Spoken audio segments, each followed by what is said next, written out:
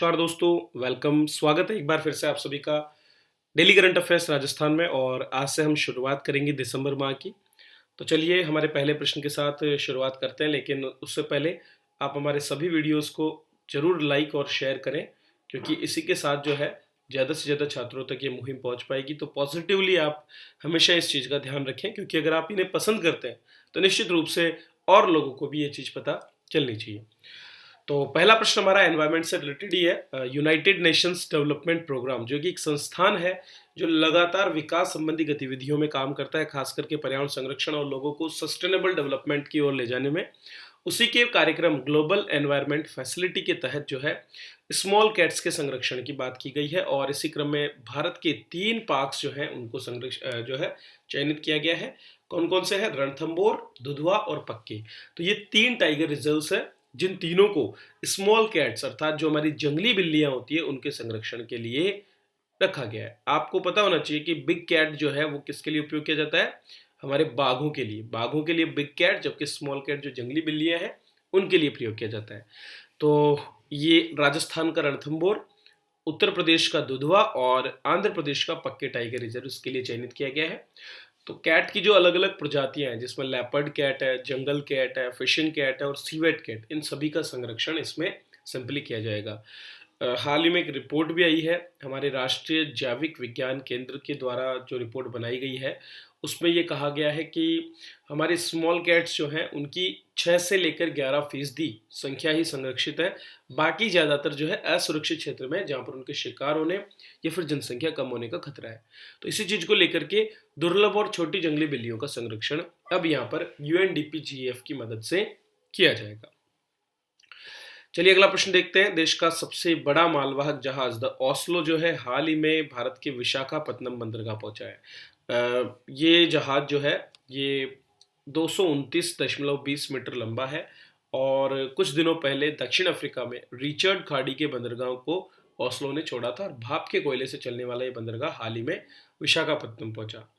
अगर हम विशाखापत्तनम बंदरगाह की बात करें तो ये भारत के जो 13 प्रमुख बंदरगाह हैं उनमें से एक है और आंध्र प्रदेश का एकमात्र प्रमुख बंदरगाह है।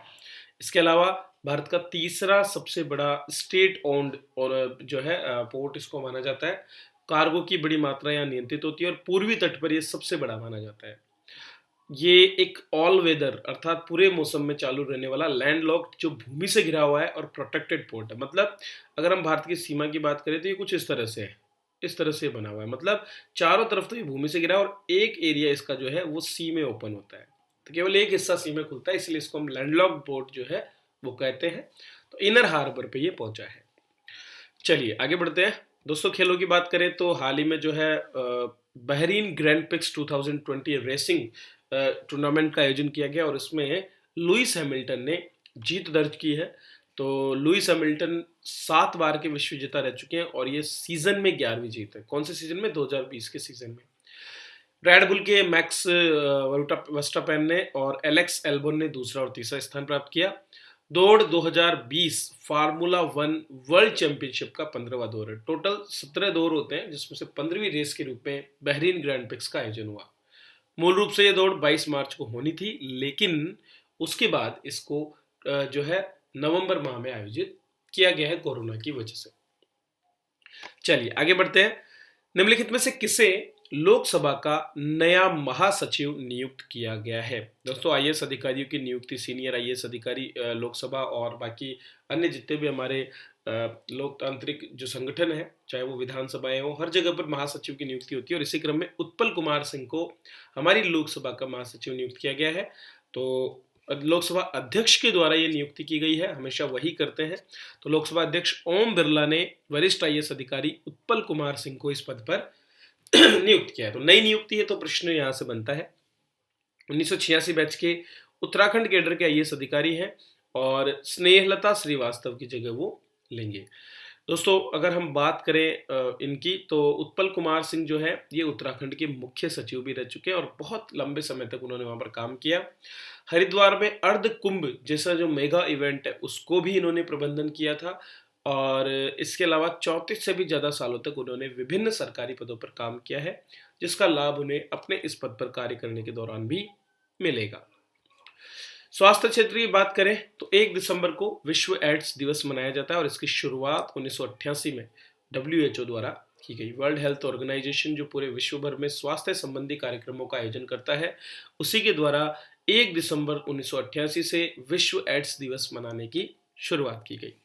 इस वर्ष की अगर हम बात करें तो कोरोना की वजह से वैसे ही स्वास्थ्य का महत्व बढ़ जाता है और इसीलिए वर्ष 2020 की जो थीम है वो रखी गई है वैश्विक एकजुटता लोचशील एचआईवी सेवाएं। तो फ्लेक्सिबल एचआईवी सर्विसेज देने के लिए यूनाइटेड वर्ल्ड की बात की गई है, क्योंकि इस समय किसी एक देश के प्रयास नहीं बल्कि सभी देशों के मिलकर प्रयास होने पर ही ऐसे एचआईवी पॉजिटिव जो मरीज हैं उन तक सुविधाओं को निर्बाध रूप से पहुंचाया जा सकेगा।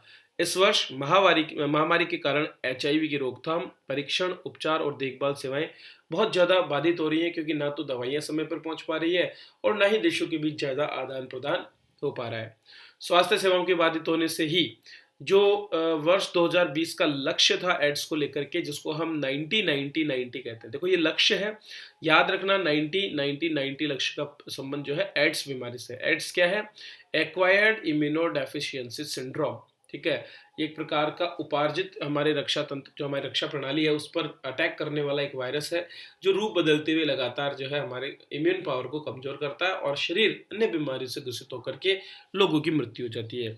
इस बीमारी का अभी तक कोई इलाज नहीं है, केवल एकमात्र इलाज जो है वो है हमारे प्रतिरक्षा तंत्र को मजबूत करना। तो वही एक बचाव का तरीका है। इस लक्ष्य के अनुसार ये सुनिश्चित किया जाना है कि 90% लोग अपनी एचआईवी स्थिति को जान सके, पॉजिटिव जो आए उनमें से 90% लोगों को स्वास्थ्य सुविधाएं मिले और इलाज तक पहुंच वाले 90% लोगों में वास्तविक रूप से प्रभाव को कम किया जा सके। ये तीनों लक्ष्य 90-90-90 के रूप में जाने जाते हैं, जो एड्स बीमारी से जुड़े हैं। 1 अगस्त को इसे मनाया जाता है। हमारे यहाँ पर नाको अर्थात नेशनल एड्स कंट्रोल ऑर्गेनाइजेशन जो है वो विभिन्न प्रकार के कार्यक्रम आयोजित करता है ताकि लोगों में अवेयरनेस और इसके साथ साथ उनको इलाज उपलब्ध कराया जा सके। चलिए अगला प्रश्न देखते हैं। 80वां अखिल भारतीय पीठासीन अधिकारी सम्मेलन हाल ही में गुजरात के केवड़िया में आयोजित किया गया। दोस्तों इसे 25 और 26 नवंबर को आयोजित किया गया और 26 नवंबर जो कि संविधान दिवस के रूप में है, क्योंकि इसी दिन हमारे संविधान सभा की जो अंतिम बैठक थी, जिसको बोलते हैं हस्ताक्षर जो है वो यहाँ पर हुए थे। सभी ने अंतिम सत्र में आयोजन में भाग लिया था 1949 में। ठीक है, और इसी क्रम में भारत के प्रधानमंत्री ने संविधान दिवस को यहाँ पर केवड़िया गुजरात में आयोजित अखिल भारतीय पीठासीन अधिकारी सम्मेलन को भी संबोधित किया।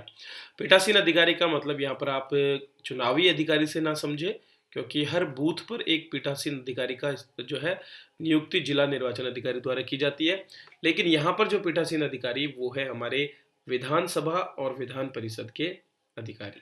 तो विधानसभा और विधान परिषद के जो अध्यक्ष और सभापति होते हैं उन्हीं की बात हम यहाँ पर कर रहे हैं।